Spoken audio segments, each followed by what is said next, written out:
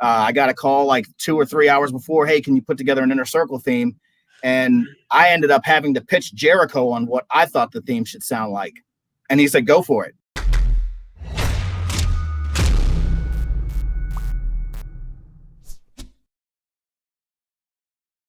Mikey, how are you?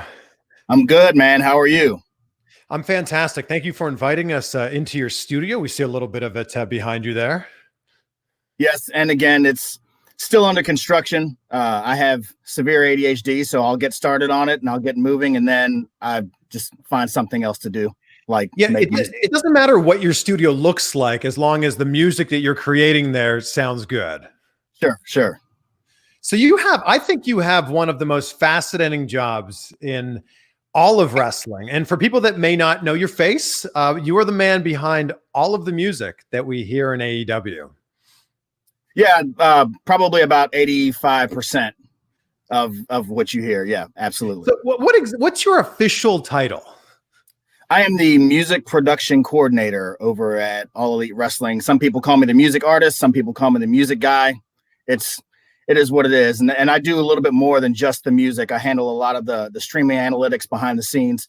I do a lot of the administration stuff when it goes to logging in cue sheets and things like that, and handle licensing behind the scenes. So there's a lot that goes into this project and into this job outside of just typing away at a beat machine.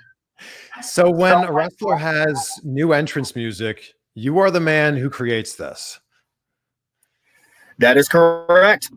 All right, so walk me through this process. Where does it begin for you?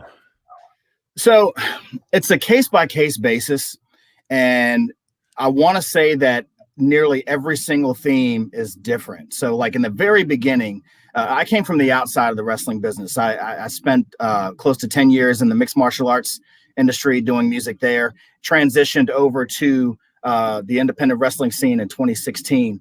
And when I came into AEW, nobody really knew me personally. I wasn't really friends with anybody. So I was shooting my shot, so to speak. And I ended up, my work and the people that I worked with previously kind of spoke for me. And it kind of brought me to where I am now. In the very beginning, the communication was strictly between Brandy and QT. They would filter all of the information to me. And as the trust grew and as the creative juices began to flow between everybody, then it included the EVPs, then it included Tony. Sometimes I would get random text messages from Kenny. And then next thing I know, I'm getting text threads where I'm being introduced to talent. So it usually starts with somebody letting me know, hey, there's music that needs to be done. And then I just kind of filter the information that way. If we take it back even a step before that, how did you know that this job even existed? Well, I mean, I really didn't. I want to say like in 2010, I started doing theme music, and I was not watching professional wrestling at that time. I was really deep into mixed martial arts and UFC, and I just decided to, out of need for survival, I ran a retail business and I was in retail management, but I needed something to supplement my income to survive. And I piddled around with music for several years prior to that, and I just said, I'm going to make entrance music. And I wasn't even good at it. Like in the very, I was horrible. When I go back and listen to some of the stuff that I did back then, I kind of cringe, but this is what I'm going to do. And I started very, very low profile. I was hitting up people on Facebook, like fighters, independent, regional, amateur fighters, and telling stories that way. And it just kind of grew. And of course, everybody goes back to Jim Johnston in the 80s and in the 90s. Sure. And kind of what triggered everything. And I'd say probably a year and a half in, like 2011, 2012, I had my first track played in the UFC, UFC 142. That was headlined by Jose Aldo and Chad. I'm drawing a complete blank right now, but whose theme was it? What's that? Whose theme was it? I want to say it was Carlo Prater. It was one of the guys in the undercard, but I knew if I could get that one, that there was other things to be had. So it just kind of grew into creating music for organizations. People started contacting me. Fighters started contacting me. Started working with a lot of the top tier guys in the UFC. Next thing I know, in 2015, I'm connected with NBC Sports. So it just kind of grew, and I started seeing an explosion in the independent wrestling scene right around 2016, where the wrestlers were taking their own brands into their own hands and going from territory to territory. I was like, man, this is like old school, but it's new school. And I really wanted to get involved with that. And once I made that transition over, everything just exploded. Were you always musically inclined? Yeah, I mean, I played I played in a jazz band in high school, and I was in the marching band. I attribute a lot of the versatility to my band teacher at the time. The first year I went in, I took a guitar class like my freshman year of high school, and it was all a bunch of headbangers with their acoustic guitars, and I was just kind of there with a classical guitar that my sister gave me, and I wanted to learn, and there was really nothing to learn because it became a jam session. And then, my teacher was like, well, I need somebody to play in the jazz band. So the first year I played bass. I had never played bass before. Second year I came back. He said, I need a drummer. I said, I'll play drums if you bring the drum set to my house for the summer to practice. So then the second year I played drums. The third year he said, I need a guitar player. So then I was just kind of off and running after that. So how many instruments can you play in total? Prince always says 1,000. Drums, bass, guitar, keyboards. I'm learning the violin. I'm having a lot of trouble tuning it. And anything percussion based, that's always been like my core, being Latino, that stuff. I grew up around rhythm and banging and all that. I used to get in all kinds of trouble when I was a kid for banging on everything and busting windows every now and then by accident and, those kind of things. But it's always been kind of my thing. Rhythm has always been there, and I've always kind of fooled around with music, but I didn't really think about turning it into something that generated some income until right around 2010. So are you actually playing the instruments, recording the instruments for these themes right there in your studio? Yes. So I do have a drum. I have a drum machine. I have a Native Instruments machine. I have, I want to say close to 6 terabytes worth of sound banks, different virtual instruments and things like that. But I always try to go for, as opposed to your normal kick and snare drum beat that you hear in some of modern music, I always try to add a dynamic. I always want people to guess whether it's a live kit or whether it's a synthesized kit. And it's just those little nuances that really bring out the life and bring out the color of a track. So when you're growing up, we're around the same age. So growing up, kid of the 80s and watching wrestling into the 90s, what are some of the themes that really stand out to you as being just fantastic entrance themes? Well, for me, The Ultimate Warrior was always my all-time favorite when I was growing up. I mean, people can say what they say about Warrior. I was that kid that was just completely into everything he did. Whether or not his matches were the greatest technical matches, I didn't care. It didn't matter to me. But just that fury and that energy. And then as I started to get older and started to learn different styles of music, and Goldberg's entrance was always a big one for me. Just there was so much pent up rage, like this is something that I can do every day. When I walk into work, I'm throwing the hand up, pretending. I used to do all kinds of stupid stuff like that, man. I was a nerd, but it was all good. What's so interesting about wrestling themes is it within the first few beats. You know who the person is. You know the mood that's being set. So that's obviously a very difficult task for you to be able to, within the first few bars, let someone know what this person's all about. Sure. And the funny thing is that I listen to music completely differently than, a lot of other people do. And I understand that sometimes those things take time. And I'll give you an example. So I joined AEW May 1st of 2019. So I had already done one theme song. I think Nyla Rose's was the first song that I did for AEW. But leading into Double or Nothing, we had like 15 songs that we had to put together. And, we were kind of rapid fire.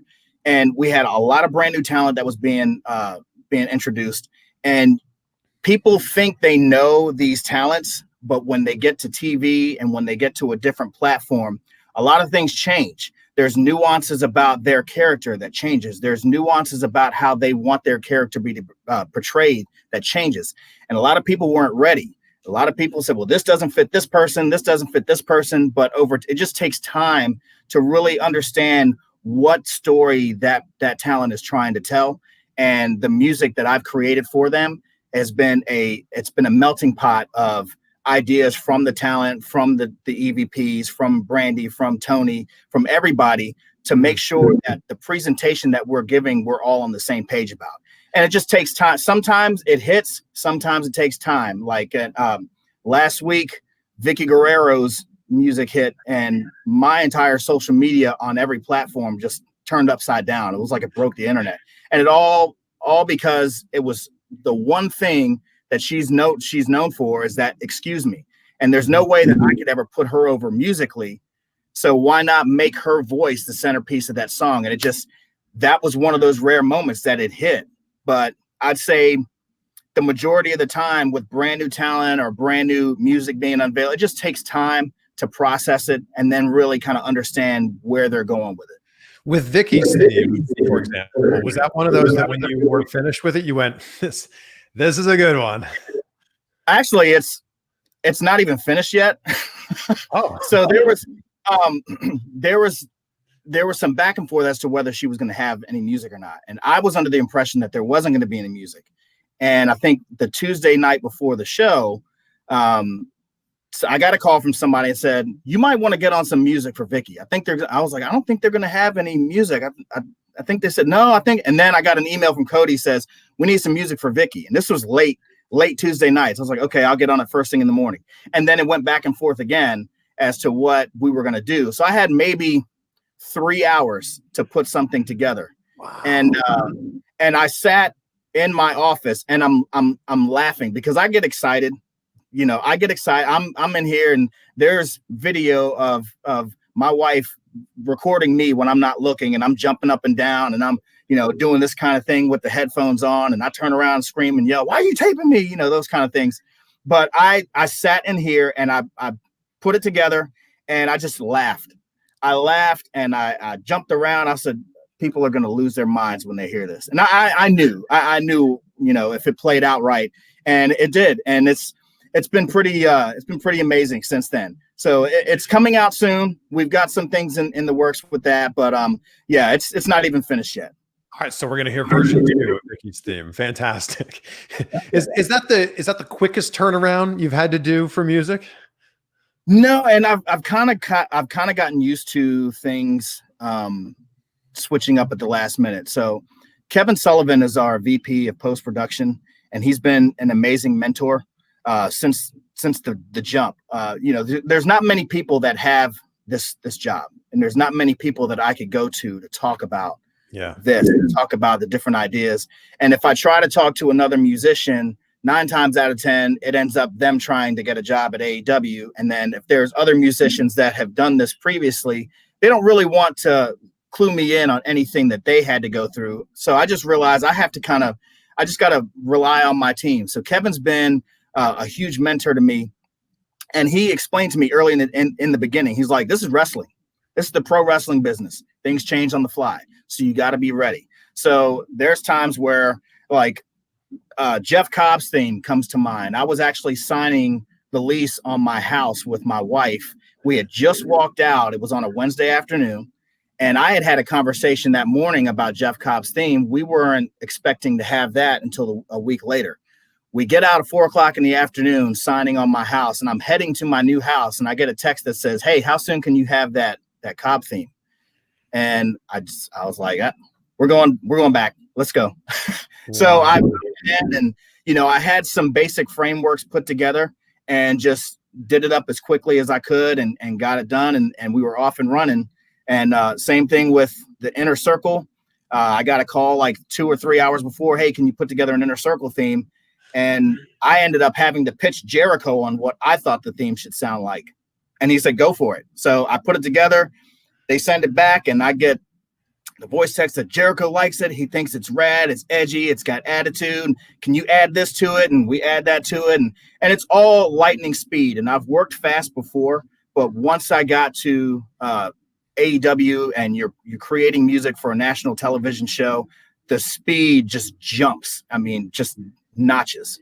So the structure of making an entrance theme must be so different from the structure of making a song. Like most songs are based around the hook, based around the chorus. What is an entrance theme for you based around? And it's funny that you bring that up because I'm actually signed to E1 Entertainment, and I have my own solo album coming out later this year. We're just about done with it, and the process between making music that's considered radio ready or for an album cut as opposed to a theme, the processes are completely different. You have anywhere between 45 seconds to a minute of TV time to get your point across. And this was something that I still learn every day. I learn different nuances here and there every day, but you have to have those hits. You have to have the start. You have to have when the talent comes out, and then you have to have another hit when they hit the ring. So a lot of that goes into it. And there's a lot of different nuances that sometimes it becomes a battle. Like the fans love lyrics, but production doesn't, because when you think about it, you've got arena background noise that's telling the story. You've got commentary that's telling the story. You've got the talent, whether they're yelling and screaming or posing, telling their story. So if you add another voice behind that, at times it can get a little bit chaotic. So you have to kind of know when to use lyrics and when not to use them. And sometimes the talent is adamant that they want lyrics. And, so whatever story that they want told is what I tell. But writing entrance music, you've got that window. And then with creating music for radio or for an album, you've got months and months to sit and kind of craft each song and peaks and valleys and all this kind of things like that. And it's two completely different worlds.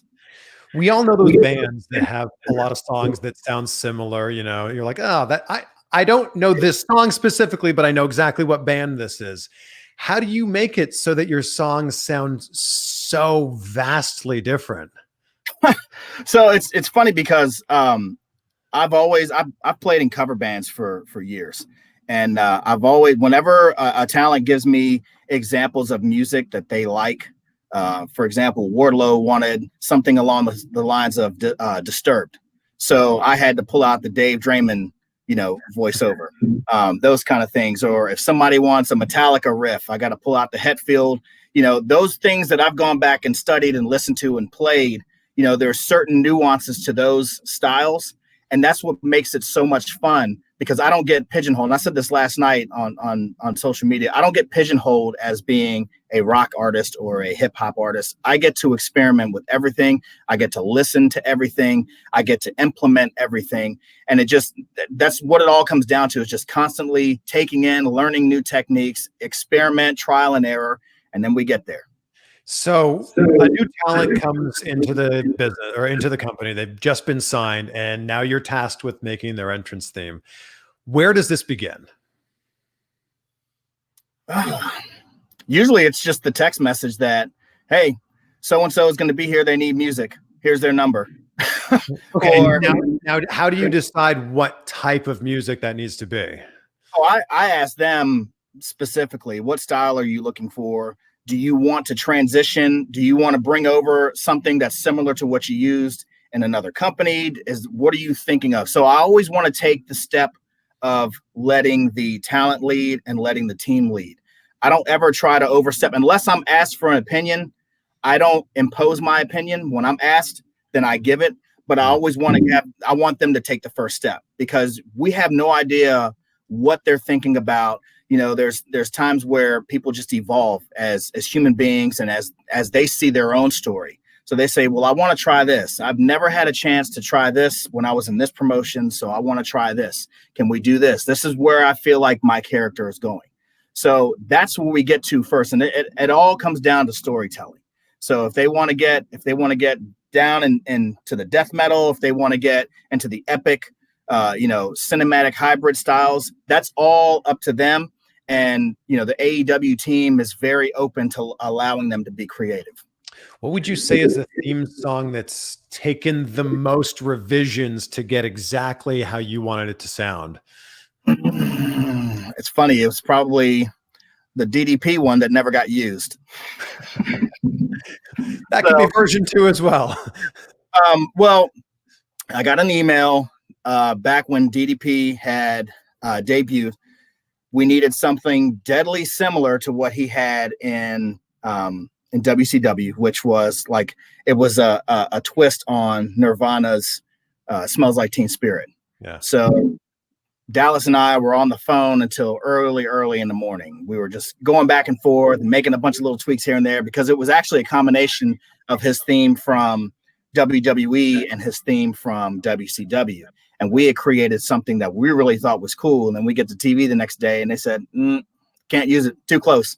So, and I was like, oh, that happens. I mean, it would have been cool to play, but at the end of the day, I go for the experience. And honestly, I'm team AEW. I get paid regardless of whether it airs or not. So I'm just happy to do the work, and we file it, and maybe one day down the line we get to hear it. So, but yeah, I mean, we went back and forth quite a bit, and we were right there, and I was really excited. And next thing you know, it's 3 a.m. We're talking about our families and our kids and all this stuff like that. And then next thing I get the call, it's like, man, we can't use it. It's too close. It's this day and age, we can't do it. And I was like, I understand. I shed a tear, but it was all good. What do you do in the situations where you have to make a theme for someone like Jake the Snake Roberts, who has a legendary theme that fans have known for decades, and now you've got to do a new spin on this? What happens then? Well, I would be remiss if I didn't touch on those legendary themes. We all grew up, and we have in our minds what those talents were back in the day, whether it was Jake the Snake, Bret Hart, Taz. I mean, the list goes on and on. When I get those calls that there's a legend coming in, I kind of get that holy crap moment, and then I go right to work. But I think it's very important to the legacy that we know them, and to at least touch on it. And with Jake's in particular, his theme when he was a babyface, and I didn't know he was going to come in as a babyface or a heel, and hindsight's always 20/20, and everybody has opinions on it. But when I heard that Jake was coming, all I could hear was that babyface theme that he had from the 80s. So I wanted to do something with that, and then just take an updated feel to it. And same thing with Bret Hart. We all know that there's a certain tempo, there's a certain feel, there's a certain vibe, and if I can revive that, just to kind of hit that nostalgia, then then I feel like the job is done. I imagine there's a lot of AEW themes that play in your studio all the time. So when you're listening to your own playlist, what kind of music is on your own playlist? Oh man, it's really hard, because right now I'm listening to everything that I'm doing for my album. Like the AEW playlist, it's when I come into the office and I'll get and I work from home. My office is upstairs, and when I walk in, I don't play around. I already know what I have to do. I've already planned it the night before. So I get in, I open up, and I'm doing that thing. Anytime I listen to music is when I'm in the car and I'm listening back to my album, just because that's a couple months down the road. So we're just about done. But outside of that, I have to really be invested in studying new music to actually listen, because music is in my ears all day long just from production. So when I'm not in here, I don't want to hear it. Like sometimes I just have to kind of turn off, and I'm going to go watch like Nat Geo for like 30 minutes or something like that. And the Incredible Dr. Cole got me all upset. So now I'm going to go, and maybe I'll go to the gym or something like that, But in terms of like AEW playlists, I got to give a shout out to Little V. And it's not mine, Little V and Kenny Omega's theme. I absolutely love that theme. I will strap up and play guitar along with that theme. Just warming up. I'll play that, and maybe I'll do the Butcher Blade theme just to kind of loosen my fingers up and stuff like that. But yeah, man, I mean, other than that, it's like sometimes I just have to turn off. Well, what were the musical influences when you were growing up? I was big on a little bit of everything. So I was a metalhead, of course. I learned how to play guitar from Metallica albums, the early ones, and Justice for All, and then and Justice for All was the first one, and then I went backwards. So I went from Justice to Kill 'Em All to Ride the Lightning to Master of Puppets. And the first time I heard Master of Puppets, I wasn't even ready for it. Like it was so far over my head. It took me a few months, and it's funny when I think about it now because I didn't process it like that back then. But I was very all across the board. Old school hip hop was a big thing for me. Run DMC, LL Cool J, Beastie Boys, Prince and the Revolution was always really big in my household. And even like the new wave, the British new wave, like Duran Duran, those guys were so technically talented. And I think the look just kind of overshadowed what their technical prowess was. And you go back and you listen to some of their songs and man, oh man, like there's just so much that's happening there. So just growing up, I listened to a little bit of everything. And then of course, being from a Puerto Rican household, my mom had Celia Cruz and Tito Puente playing all the time, windows open, dancing in the middle of the kitchen. And it's like you walk in, your friends are looking at you like, what the hell, what is going on here? I'm just like, oh, bro, don't pay my mom no mind. So, but I'm glad that happened because it allowed me to consume all of that music over time. This has been fascinating. As we wrap this up, Mikey, I know you've given a lot of thought to this, I'm sure. What would Mikey Rukus's theme song sound like? Oh, man. I've been asked maybe once or twice. I'm kind of like the yell and scream kind of guy. So I would love something along the lines of Sepultura's Roots. That song, Roots, Bloody Roots, has always been like, that's my go-to. The first time I heard that song, it changed my life. And if I had an entrance theme, it would be something along the lines of that. And I wouldn't make it. I would get somebody else to do it. You've got magic in your fingers, my friend. You're doing such incredible work. You're a big reason why a lot of the talent gets over. So congrats to you on that. Congrats on this job and keep making that magic, man. Thank you, man. And I will say that this has been, and this is not, I'm not just kind of blowing smoke. This has been one of the most amazing experiences of my life. I've worked towards this, and a lot of people don't see this, but for 10 plus years, from 2010 to 2019, there were easy 17-hour days where I was running retail stores during the day and then working on music in the evenings. 16, 17-hour days, 6 days a week sometimes became the norm, especially between 2016 and 2019. And I just knew that something was on the horizon. And even though we're in this position, I'm always fully aware that we learn every day. We study every day. We sometimes we trip and fall, but we always get back up, and we're always looking, we're always listening and paying attention and trying new things. And that's just how we become better musicians, better storytellers. So good. Thank you so much. This has been fascinating. Thank you. I appreciate you having me on. I've been a fan of yours for a long time. And when you hit me up, I was like, oh. Well, when you replied, I was like, yeah. Yeah, man. What? Okay. But yeah, I appreciate it very much. So I think it's pretty safe to say that Mikey Rukus has one of the coolest and certainly one of the most creative jobs in all of pro wrestling. And if you didn't know Mikey Rukus's name before this interview, I mean, you were definitely familiar with his work, and he's been turning out some incredible themes in AEW. And here's the most exciting part. He's only been with All Elite Wrestling since Double or Nothing of last year, so just over a year. And look at the amazing work that he's done. Oh, he is just getting started. Now, if I were to ask you that question that I asked him about your favorite entrance themes, which ones would they be? Drop a comment below to let me know your favorite WWE/WWF entrance themes and also your favorite AEW entrance themes. We're talking all time here. And I'm guessing that Ultimate Warrior is probably going to be on a lot of people's lists.